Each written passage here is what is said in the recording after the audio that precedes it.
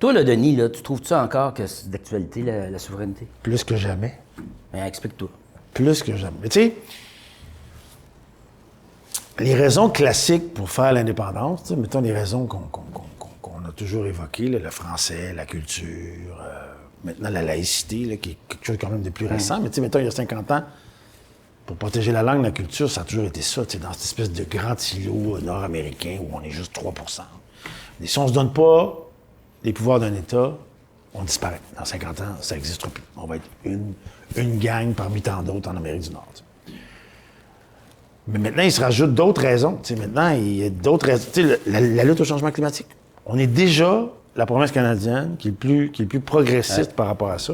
Puis nous autres, on a tout ce qu'il faut. On a l'hydroélectricité, on a l'eau, on a des jeunes entreprises là, qui partent là, dans toutes les nouvelles technologies vers l'économie durable. Fait que, puis, on traîne le Canada comme un boulet. Simonac, 50 milliards d'investissements directs et indirects dans l'industrie pétrolière. Puis ça, c'est nos impôts là, qu'on envoie là-bas. Nous, collectivement, on croit que c'est important de lutter contre les changements climatiques, mais le Canada, lui, non.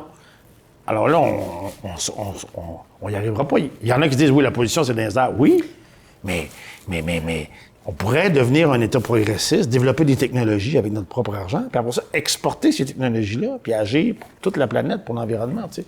Fait que ça, c'est des nouvelles raisons qui font en sorte que c'est plus urgent que jamais de se donner les pouvoirs d'un État pour voler de nos propres ailes. T'en es où par rapport à l'indépendance? C'est quoi pour toi, mettons, les 2-3 premières raisons les plus importantes pour lesquelles il faut faire un pays? Regarde, j'en suis où? On pourrait partir de loin. Moi, j'ai une famille super indépendantiste. Mon grand-père était indépendantiste, là, tu sais. Puis là, on parle, il est né en 1900, le monsieur, là.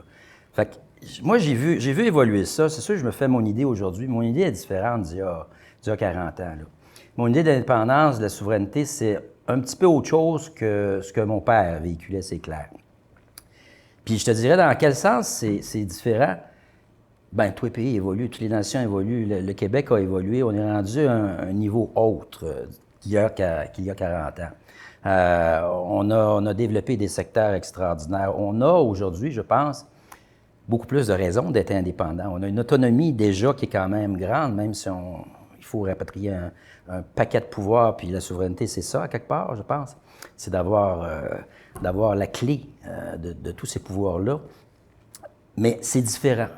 Tu sais, je réentends mon père parler de souveraineté là, avec tous ses chums. Là, puis je revois Bourgault dans la salle à manger chez nous. Là, tu sais. Il y avait un côté radical là-dedans. Il y avait un côté...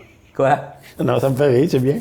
Il y avait un côté radical, dur, que moi, j'avais peut-être